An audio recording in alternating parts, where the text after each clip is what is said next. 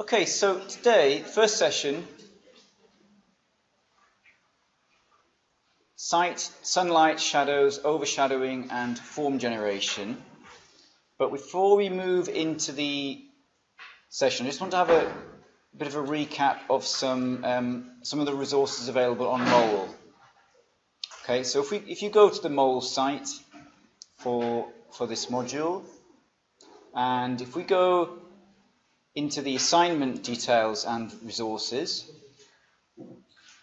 you will see that you have the brief for the assignment, you have templates in InDesign and PDF, and you have a number of example submissions from previous years.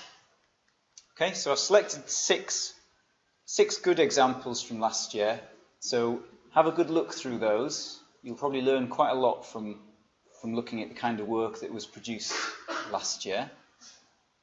Just go back to home there. And if you look under your lecture resources, this is now populated with all the lectures so far. So we have the assignment briefing session, session 1, integrated design, module introduction. We've got the introduction to the simulation environment.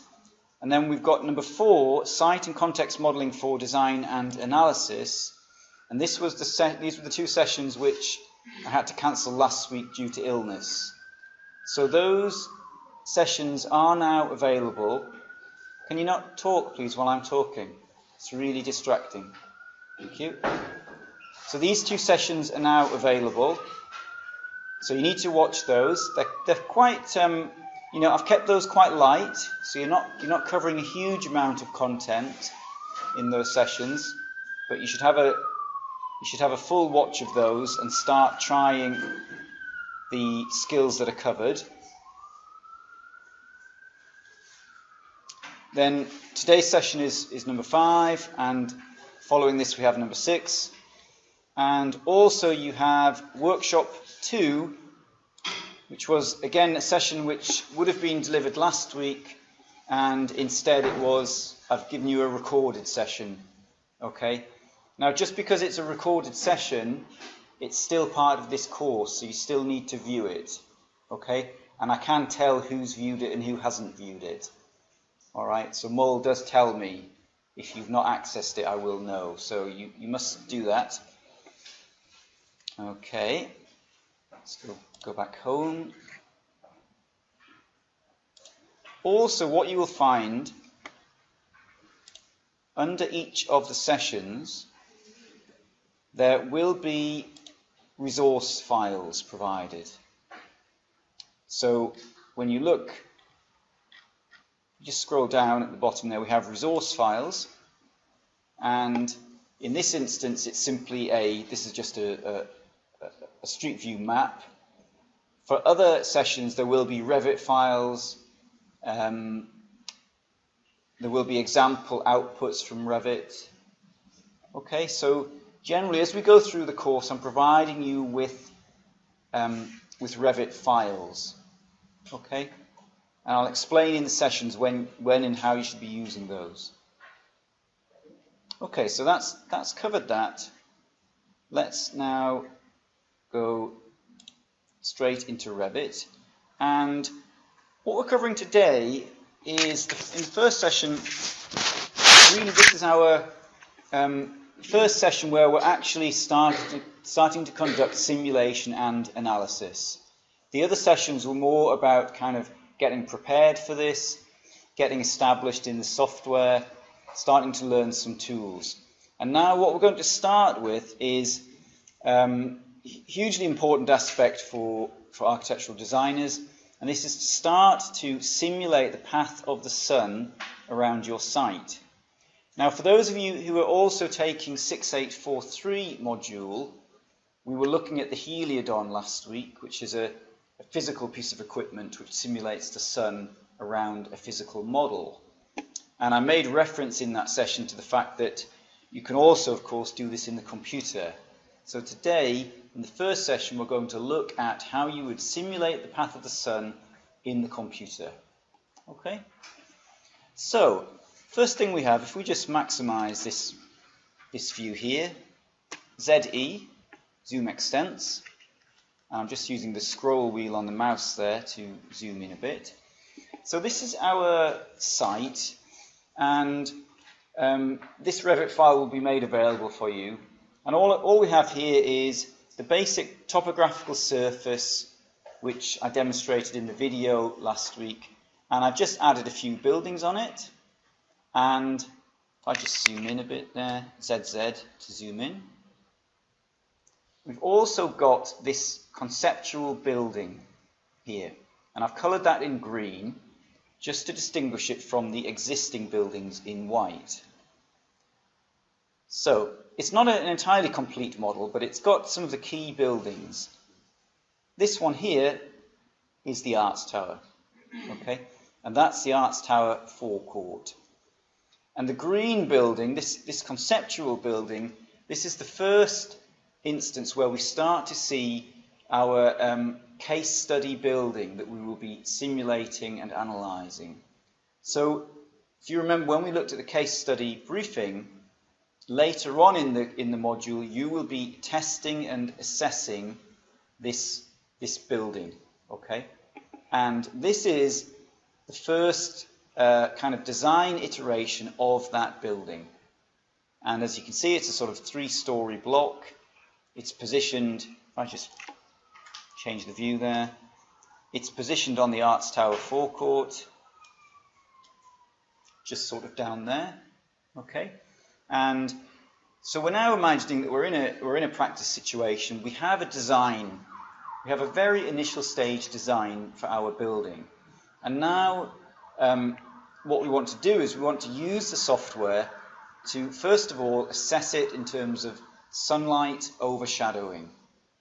So the important thing here is that we want to start testing that before we spend too much time making that design too detailed. It's kind of similar when we were talking last week about the physical models. If you invest 3 weeks making a physical model and then you test it, you're very reluctant to change it because you've invested all that time. So it's similar when you're working in the computer. The important thing is to start that testing early on, not to leave it to the end. Okay, so what we're going to do is we're going to start first of all by just establishing some views in our Revit model. And as before, we have on the left here, we have our project browser, and I've docked it with our properties. So if you see here, we have these 2 tabs. And one of the videos from last week was explaining how you dock these palettes. Okay, if you have bigger screens, you don't need to dock them. You can have them spread out. But for now, we'll keep them docked. And the first thing we're going to do is just simply go to this 3D view here. Double click on that, and that is a 3D view which every Revit project has, and that's giving us, as you can see, a 3D view of our site. And let's just start to have a little look at some of the parameters. I'm going to zoom in on that a little bit there. Okay, so as you can see, we've got our site, and we've also got switched on the sun path. Now, if you want to switch that off, it's one of these view settings down in the bottom left of the window. So if I switch the sun path off, just cancel that. So switch the sun path off, obviously it disappears. You still have the view of your model, but you don't have the sun path. Let's just switch that sun path on. And before we start doing any simulation of the sun, we want to check that we have our site in the correct part of the world. Okay, very important. Occasionally people forget to do it, and you get some very strange results. Okay, so we'll just go back to this sun settings tab here, and we'll click on our sun settings. And it takes us into our initial sun settings dialog window. The first thing to do is to go up here and check your location. Now, as you can see, this is correctly set for Sheffield, but if it wasn't, you click in this little button here, and it takes you into a location service. And what you can do in here is you can type in a location into the box, and it will search for it, and it's finding the nearest weather stations to your location. Okay, so very easy to change your location anywhere in the world. Once you've accepted that, you click OK. Now I'm just going to cancel out of that because I don't want to change this to Paris. So just check, we're still in Sheffield, yes. Okay, great. So really important, once you've done that, hit save, and Revit will remember your location. Okay, you only need to do it once, and then it will always remember it. Okay, so we've set our location, and what I'm going to do first of all is we're just going to look at some very kind of intuitive tools for some quick analysis of the sun around your site. And then we'll move into some slightly more detailed tools in terms of outputting results for a report. So the first thing we can do here is we have our site. You can see our sun path hovering around our site, and you can see that we've got some shadows on there. And the first thing you can do is simply grab that sun and drag it. There's a little bit of a delay there, but you can just drag that around your site, just sort of intuitively drag it around and look at the effect of the shadows on your site. Okay, now we're locked at the moment. If you can just see here, we're locked on the 22nd of June. So what it's doing is it's allowing me to drag that sun throughout the day along that path of the sun, but it's locking it on the correct path for the 22nd of June. Okay, so very useful. 22nd of June is the middle of summer.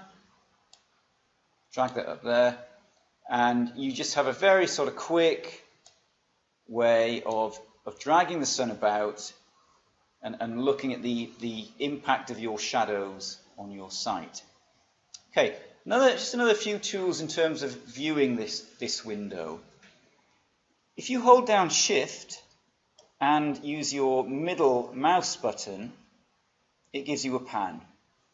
Okay, so it gives you a 3D orbit, 3D pan. What you might notice is it won't refresh the shadows until I let go. So I let go, just takes a second, and the shadows reappear on there. Okay, so that's quite a useful tool just for quickly moving about your site. As I said before, the scroll wheel will zoom, as you'd expect, as in most software. ZE, shortcut, zoom extents. So a very good way of quickly moving in and out. ZZ quickly zooms in. And I did show you in one of those videos from last week where to find the shortcut commands and how to customize those. So zoom extents, ZZ, zoom in. We also have the view cube, which is this little thing up here in the top right. And this is quite useful. You can click and drag that view cube, and it will pan around. You can also, if you just click once on any point on that cube, it will take you to that predefined view, which can be quite useful if you've been panning around and you sort of lost where you started. It will take you straight back. So that's handy. You can also click on the faces, and it will take you into a top view, for example.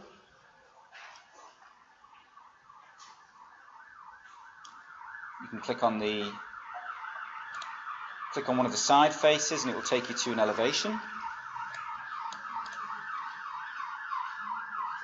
Okay.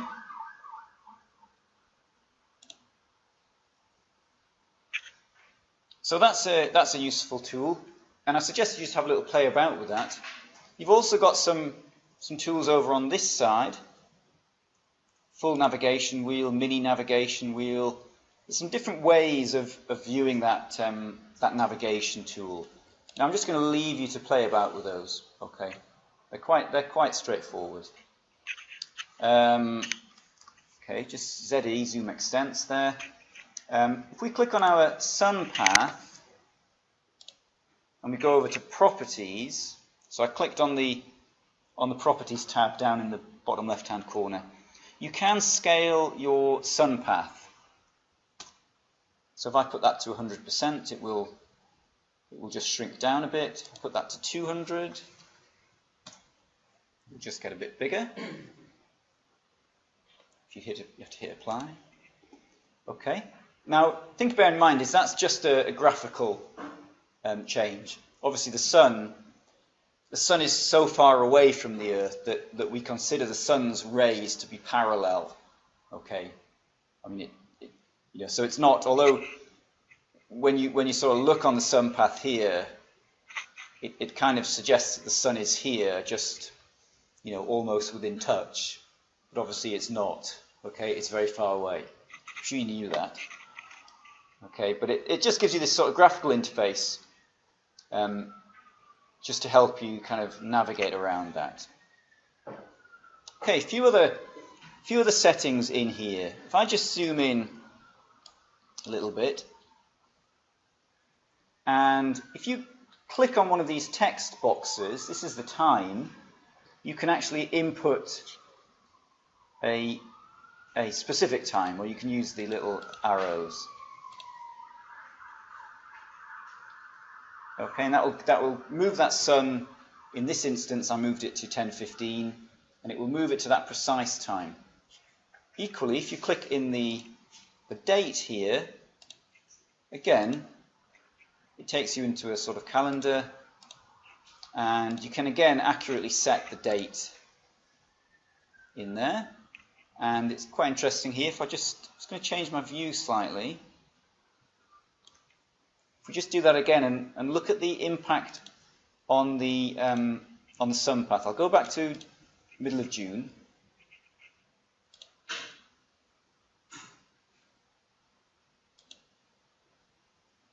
Okay, so you see the sun path moves up in the sky, and if we move that into winter, you see the impact on the sun path. So huge difference between our middle of summer sun and our middle of winter sun. Okay, just going to put that back, put that into the equinox. Don't worry too much about. You see, it's giving me a 2010. Don't worry about that because the sun doesn't change year on year. So I guess 2010 is when this product was released. You can presumably you can change it, but it won't make any difference.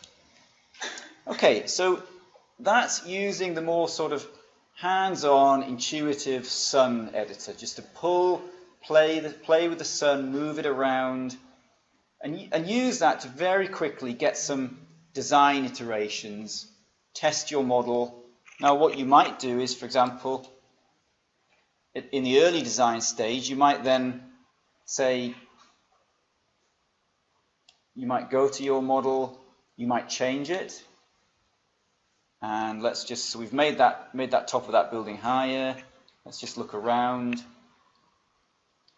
and you immediately see a sort of implication there on the front of the arts tower that we are starting to get quite a substantial shadow on the main entrance of the arts tower. So already we could use that as a tool.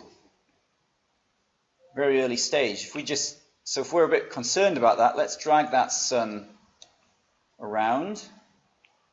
And let's just keep your eye on the shadow here on the arts tower. That's what I'm sort of interested in. And let's just drag that sun. And let's just have a look. So it's kind of telling us that from, what was that, from about 9 o'clock in the morning through to about 12 o'clock in the, we're in March, that we are potentially creating this shadow on the front entrance of the Arts Tower. And I think, already as a designer you might start to think, I'm not sure if that's really acceptable, because people walk out of the Arts Tower, they're in shade in the morning. So very sort of quick, in terms of quick kind of iterative testing. Now what you might then do is just quickly drop that building height down again. And again, look at the implication on the shadow there. Let's just drag that sun back. And, again, you're very quickly be able to make some design decisions based on the path of the sun. Okay. Next thing we'll do, we're just going to look at a few graphic display settings. Okay, now if we go down to the bottom left of any window in Revit, you have a whole series of graphic display settings. And the first one here is the scale. You can change that to any scale you want. 1 to 500 is typically a good scale for a sort of site model. You have detail level, coarse, medium, and fine. Now for our purposes, for site modeling, it probably won't make any difference, because all of the site model elements will appear the same, whether they are coarse, medium, or fine. What this is really for is when you start to model a building, any element in that building, you can define that element to appear differently depending on coarse, medium, or fine. And this is very useful because it means you can, in one drawing you might want to see all of the detail, and in another drawing you might want it to be a much more kind of schematic type of drawing. Okay. Next one is the different types of shading, different types of rendering. Now if we go through wireframe, turns it to a wireframe, much quicker. Software can operate much quicker. You see through everything. That can be very useful when you're modeling. Hidden line. Again, it's a sort of hidden line render. It has shadows as well. Shaded. Similar, but you get a slightly better range of shadows. Consistent colors, we'll use material properties.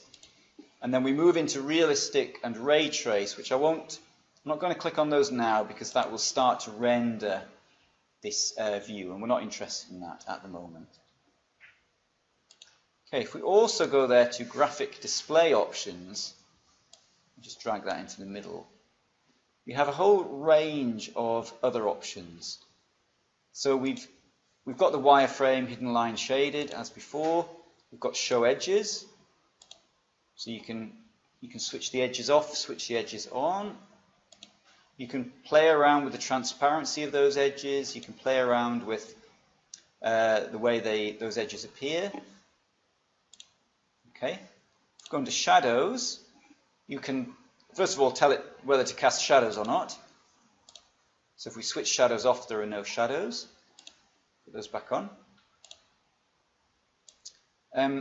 Ambient shadows.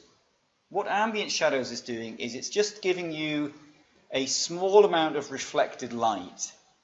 So when you have ambient shadows off, you simply get either full sun or shadow. With the ambient shadows, you get a little bit of light bouncing, and it gives you a slightly sort of softer feel to the view. Okay. Now the thing to bear in mind is, in this session, we're concerned with analysis. So I'm not really teaching you here how to produce rendered images. This is purely about analyzing the sun. Now in a session in 2 weeks' time, we will look at rendering images. and then we'll come back into these settings. Okay, under lighting, here you have some sliders for the strength of your sun and the strength of your ambient light and the strength of your shadows. So you can play about with that. The thing to bear in mind is this is simply a graphic display. Okay, it's not making any difference in terms of the actual properties of the sun. Okay. We've then got photographic exposure, which is only of a concern if you are rendering. And we have background. Sorry, I can't have talking while I'm talking. You have background, you can put a gradient, you can put a sky in, you can put an image in. I'm just going to leave that off. So you have a range of settings in there, just in terms of graphics. Next button along. Remember that I am recording this, okay? So you don't need to be too worried about, writing down what I'm saying. Next one is simply the shadows. Shadows on, shadows off. Quite simple. And I'm not going to move into the other settings yet because they're more about rendering. Okay. Right. So we've learned how to simulate the sun on our model. We've learned how to move that sun around. We've learned how to change the view and how to start to use that as a design tool. Now what I'm going to move on to is how to actually predefine some views and start to output the analysis in terms of if you needed a report or if you're producing images for presentation. Okay.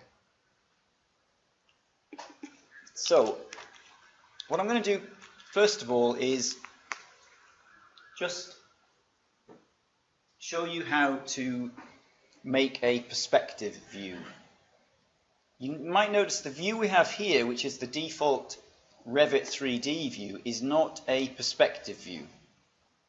Okay, so there's no perspective in this view, and often that's perfectly fine. Now, to make a perspective view, go back into your project browser here, and you need to first of all go into a plan. So we need to go into a plan view. Okay? You can't make a perspective when you're not in a plan view. So we go into our plan view and we go under our view tab at the top here, 3D view, camera. And you probably just see that I now have this little camera icon trying to keep up with my mouse. Okay? He's a bit slow. There he is. And what we're going to do is we'll just position it roughly at first. Click and drag. Okay, click and drag. Click again. Are you happy with that? Now if I just do WT, Windows Tile, I'm just going to shut down some of these other windows that we're not using anymore. WT, ZA. So we can now view what we've got in both views at the same time. So on the right, we've got our plan view with our camera, and on the left, we've got our 3D view that we've created. Okay? And what you might notice in the 3D view is we're not seeing any buildings. And this is because the default in Revit in any view is that the 3D mass objects do not show. So VV, it's always VV will give you the settings, the visibility graphic settings.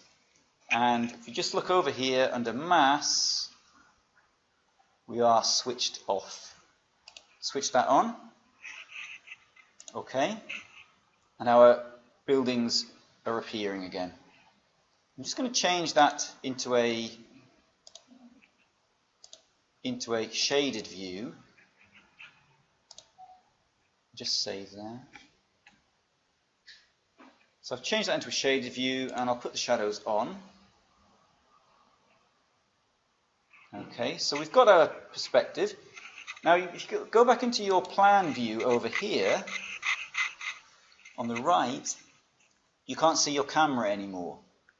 And that catches you out a bit because you now want to perhaps pick up that camera and move it, and you've lost it. You can't find it. What you have to do is go back into your perspective and click on the box which is bounding your perspective, and your camera appears again. Okay. If you click in the view on the right now, you can now click on your camera and move it about. Okay. So there's positioning camera. Now, if we now look at the properties of that camera, go back to our properties over here. Few things about cameras is cameras do have what is called a far clip, and what that means is you can tell that camera to stop viewing beyond a certain point. So if I drag that clip of that camera back, if you look in the perspective on the left, those buildings behind that view no longer show. Just drag that back. So that's one to watch out for. That can catch you out. You also have, over here, you have an eye elevation for your camera, and you have a target elevation. So what height do you want that camera at, and what height do you want it to look at? So you can manually, if I go over here to eye elevation, and I'll just change that, and click apply. We've just changed that angle of the camera. You can also, if you go into the perspective view and use your shift and pan, you can also just move the camera about in that perspective, like that. Okay. So we've got a view there, and the only other thing I really want to do is just make that the crop of that perspective a bit wider so that it's fitting in all of our sight. So I just click on these little drag buttons. Let's just drag those out a bit. Okay, and what you'll notice, if you keep an eye on the camera in the right, as I'm doing that, it's actually changing the lens width of that camera to make it a bit wider. Okay. So there's our perspective view. Now what I want to do now is go back into the project browser over here, and that view is called 3D View 3, as you can see, but that's not very good name. I'll easily forget what that is. So let's first of all right click on it and rename it. And what I'm going to do is I'm going to call that 22nd of June Solar Study. So that we have this intention that that's what that view will be. That will be our 22nd of June. Okay. So good that I've saved it, because now if we go into other views, we can go back to that view. Okay. Looking at this view, we've got a few, just zoom in a bit there, we've got a few slightly odd things. We've got this shadow on the floor, and we've got this line. Now that line is just a construction element. So if I tab click on that, again, it was in one of those videos last week, when you click tab and then select, it selects all the joined elements. I've selected that, right click on it, hide in view, elements. So all I want to do is just hide those lines. I haven't deleted them, I'm just hiding them. If you want to get them back again, if you go to down in the bottom of your window, reveal hidden elements, takes you into another sort of editing window where you could see those elements that you hid. If you select on one, you can unhide it. Okay. Okay, let's just go back to that. Now the other thing we've got is this rather odd shadow on the floor. If I just zoom out there. If we go into our sun settings, that is being created here. Ground plane at level whatever you want. So it's casting a shadow on our ground plane. Now because our site is at about 120 meters above sea level, our ground plane is 120 meters below that at the moment. So we're getting this sort of odd shadow. Now I'm just going to switch that off, because I don't need that. So now we have a much better view where the only shadows we're getting are the kind of real shadows of our site. Right, so let's go back again into our sun settings. And the first thing here is that we wanted this to be the 22nd of June. So if we go on to single day here, you have a number of presets in terms of a single day. So you can pick any of these presets. And in fact, the summer solstice would have been the one we wanted, but we'll just input it manually. So let's go over to our date, and we can use the little calendar, 22nd of June. And here it's asking what time scales are you interested in? What do you want to look at? So let's say for the purposes of our building, let's say we're interested from 9 o'clock in the morning, and because this building is a sort of cafe building open into the evening, maybe we're kind of interested through till 10 o'clock at night. It depends what the building is. If you were not interested in the evening, you could limit that. There is this button here, sunrise to sunset. Okay, I'll leave that. Just turn off our ground plane again.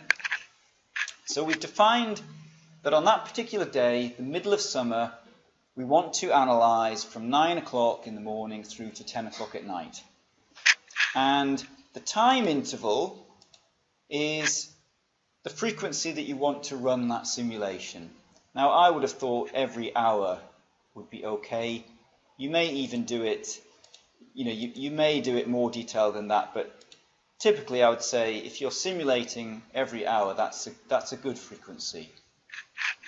Okay, now what I should have done, well, I'll do it now. If I now save the settings there, and we'll call that 22nd of June, let's call it Sim01. So those settings are now created here so that we can very easily go back to those settings. Okay, we'll click Apply and OK. Right.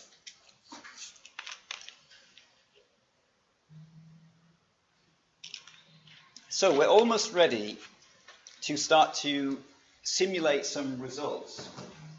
But actually, I think just before we do that, let's just check that this is looking how we want it. Now, what I've noticed here is we've not got any ambient shadows, or at least the ambient shadows are very weak if we have got them. So let's go back into our graphic display options.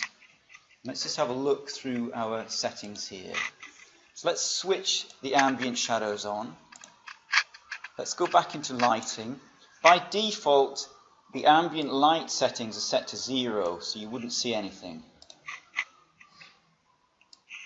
So I've put the ambient light up.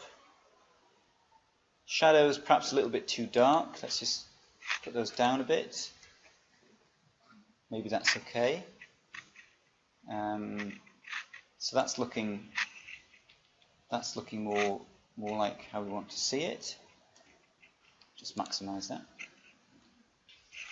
So there's our view all ready to go.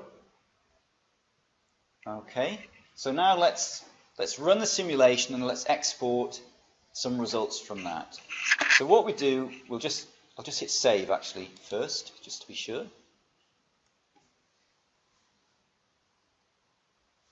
Okay, and we go under our Revit button, top left, click on that, and we've got export.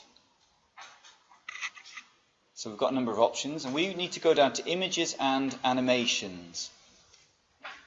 Now what you can do here, if you click on image, it will export that image straight out to a JPEG. So let's just go on to that.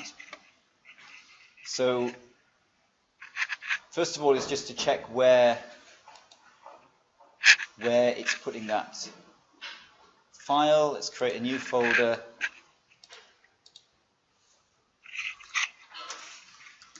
(22nd of June) simulation. Okay. File type JPEG, yeah. Okay. And we've got a few options here. Let's select the visible portion of the current window here. That's what we will see. And by default, it gives you quite a low resolution, 512 pixels wide, which is not very many. I'm going to change that to 2000 pixels wide.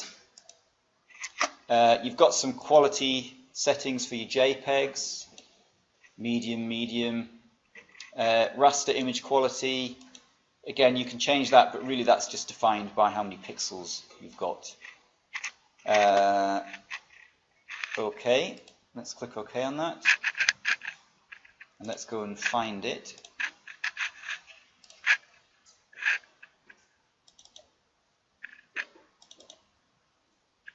So there's that image. That looks a bit small to me. That's not right. I'll go back and do that again.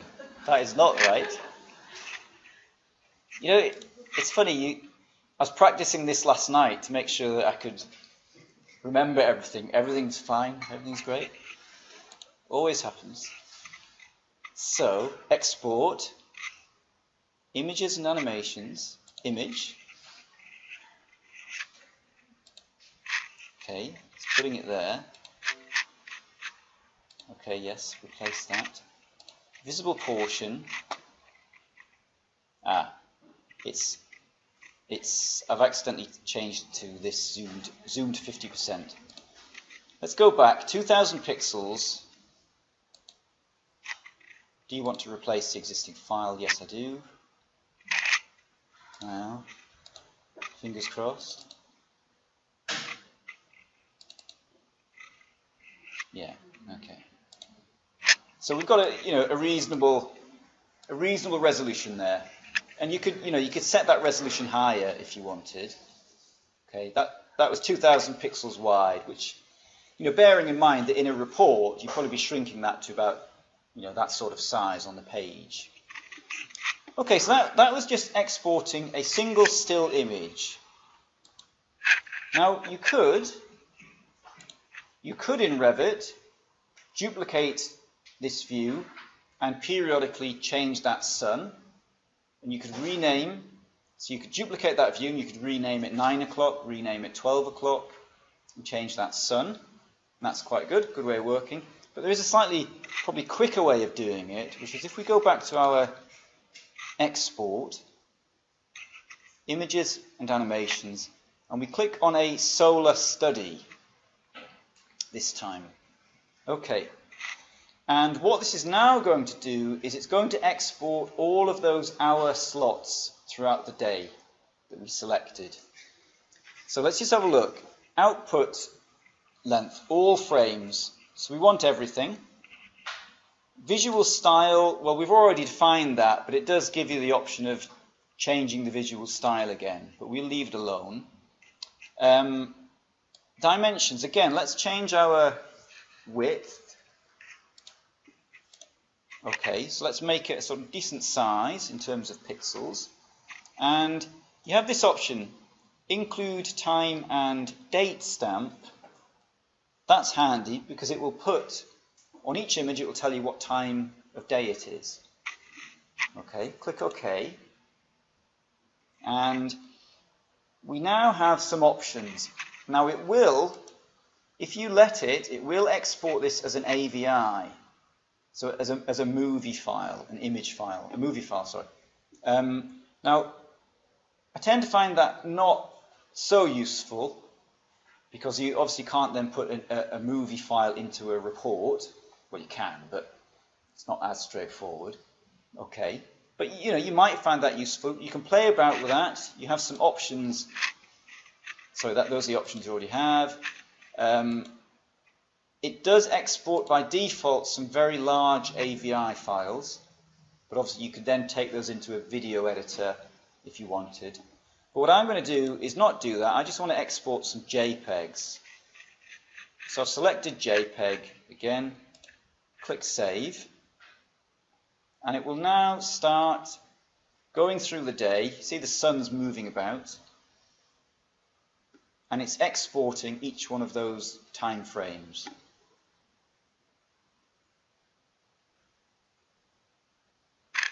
Okay, that should be done. So if we go back into our June simulation, here they all are. I'm just going to delete that one that we did earlier. Useful to put them in a folder or you'll end up with images everywhere. If you just click on that one. So you see it's put at the top here, 1 of 14, June 22nd, 2010, 9 o'clock. And if we just scroll through those images, it's moving that sun around throughout the day. Okay, and it's exporting each one of those images as a separate JPEG. So now in terms of you inputting these into a report, this is obviously very easy now because you can you can drag these into a document, put them in a report. Very, very, very useful, very straightforward. The important thing here was that we got our view all set up correctly before we started exporting. So let's just go back into Revit very quickly before the break. What you could then do is we have our view over here. If we right click on that, we get the option Duplicate View.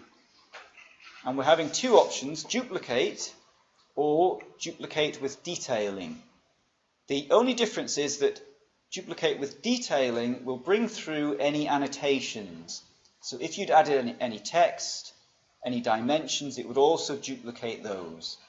So let's just duplicate that. There's our copy. Okay. Let's rename it. And let's call that 22nd of March, which is our equinox, equal day, equal night. Okay. So we've saved that, but it still thinks it's the 22nd of June. Go back into our sun settings. We have this preset, 22nd of June, simulation 1. Let's duplicate that down here. And let's rename it. 22nd of March. Okay. If we go back up to our date, up here, it obviously still thinks that's in June. So let's just change that to 22nd of March. Sorry, I'm rushing a bit now because the break's coming up, but you can always re-watch this again at home. Apply. Okay, and let's save before we do anything, just in case. And now let's export 22nd of March. Export images and animations, solar study. Okay, we want it 2000 pixels wide as before. We want to include the time and date on that. Okay. Let's make a new folder. 22nd of March. And again, we don't really want an AVI. Let's just have JPEGs. Save that.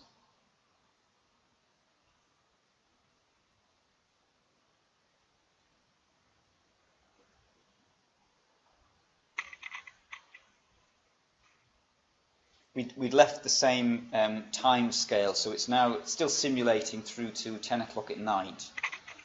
Obviously in March it's dark that time. Go back into our 22nd of March,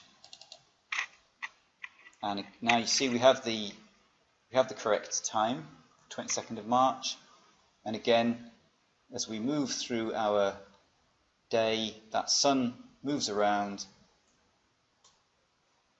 throughout the simulation. Okay.